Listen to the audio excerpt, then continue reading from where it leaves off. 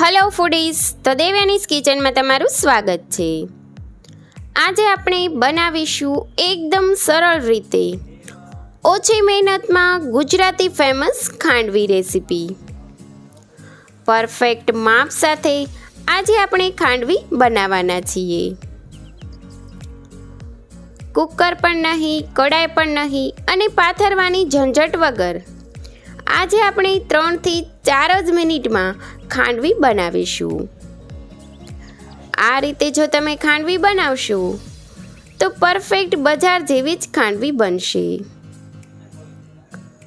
તો ચાલો આપણે ગુજરાતની ફેમસ ખાંડવી રેસીપી બનાવવાનું શરૂ કરીએ। સૌપ્રથમ ખાંડવી બનાવવા માટે આપણે 3 લીલા મરચાં અને 1 આદુનો ટુકડો લીધો છે। હવે એક મિક્સર જાર લઈ તેમાં આપણે મરચાંને મીડિયમ પીસીસમાં કાપી લેવાના છે અને સાથે આદુના ટુકડાને પણ કાપી લઈશું। હવે તેમાં 1 વાટકો ચણાનો લોટ ઉમેરીશું અને સાથે અડધી ચમચી મીઠું ઉમેરીશું, અડધી ચમચી હળદર પાવડર, ચપટી હિંગ અને જે વાટકીના માપથી આપણે ચણાનો લોટ લીધો હતો તે જ વાટકીના માપથી આપણે 3 વાટકી છાશ અને 1 વાટકી પાણી ઉમેરવાનું છે, પરંતુ આપણે પીસતી વખતે જરૂર મુજબ છાશ ઉમેરીશું। અહીં મેં 1 વાટકી છાશ ઉમેરી છે। હવે મિક્સર જારનું ઢાંકણ બંધ કરી સરસ રીતે પીસી લઈશું। તો હવે તમે જોઈ શકતા હશો કે આદુ મરચાં સરસ રીતે પીસાઈ ગયા છે અને લોટ અને છાશ પણ સરસ રીતે મિક્સ થઈ ગયા છે। હવે આ મિશ્રણને આપણે એક બાઉલમાં કાઢી લઈશું અને તેમાં બાકીના 2 વાટકા છાશ અને 1 વાટકું પાણી નાખી સરસ રીતે મિક્સ કરી લઈશું। હવે આપણે ખાંડવી બનાવવાનું બેટર તૈયાર છે। તો હવે ખાંડવી બનાવવા માટે ગેસ ઉપર એક લોખંડનો તવો મૂકીશું અને તેના ઉપર નોનસ્ટિક લોઢી અથવા પેન મૂકીશું અને હવે સરસ રીતે ફેલાવી ઢાંકણ ઢાંકી 2 મિનિટ ચડવા દઈશું। તમારે જેટલી જાડી પાતળી ખાંડવી બનાવવી હોય તે પ્રમાણે લોઢીમાં બેટરને ઉમેરવાનું।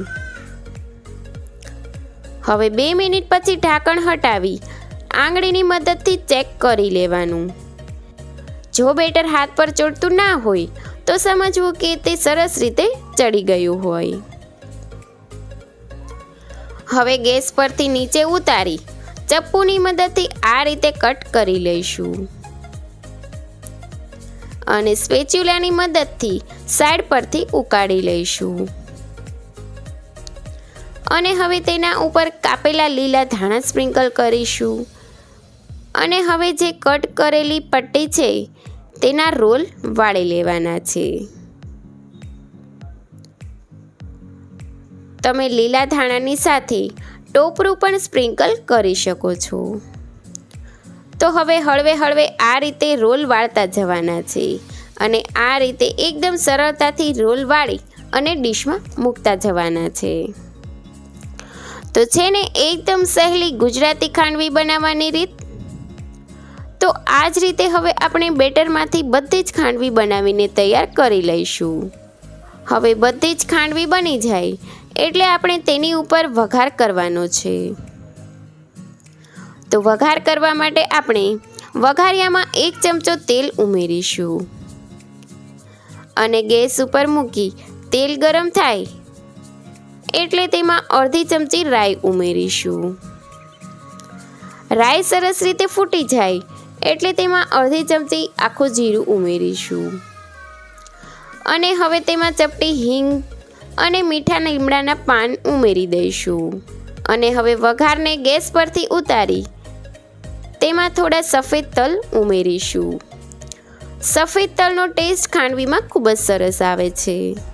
અને હવે તૈયાર કરેલા વઘારને ખાંડવી ઉપર રેડી દઈશું અને તેની ઉપર લીલા ધાણા સ્પ્રિંકલ કરીશું અને સાથે ખમણેલું ટોપરું પણ સ્પ્રિંકલ કરીશું. તો રેડી છે આપણી જોતાં જ ખાવાનું મન થઈ જાય અને ઝટપટથી બની જાય તેવી ગુજરાતી ફેમસ ખાંડવી. તો ફ્રેન્ડ્સ, તમારે ખાંડવી બનાવવામાં પ્રોબ્લેમ થતો હોય તો તમે આ રીતે ખાંડવી જરૂર બનાવજો. 100% તમારી ખાંડવી એકદમ બજાર જેવી જ પરફેક્ટ જ બનશે. તો ફ્રેન્ડ્સ, તમને મારી આ ગુજરાતી ફેમસ ખાંડવી બનાવવાની રીત પસંદ આવી હોય અને આવી નવી નવી રેસીપી જોવી હોય તો મારી ચેનલને લાઈક કરજો, શેર કરજો અને સબસ્ક્રાઈબ કરવાનું ભૂલતા નહીં. Thanks for watching.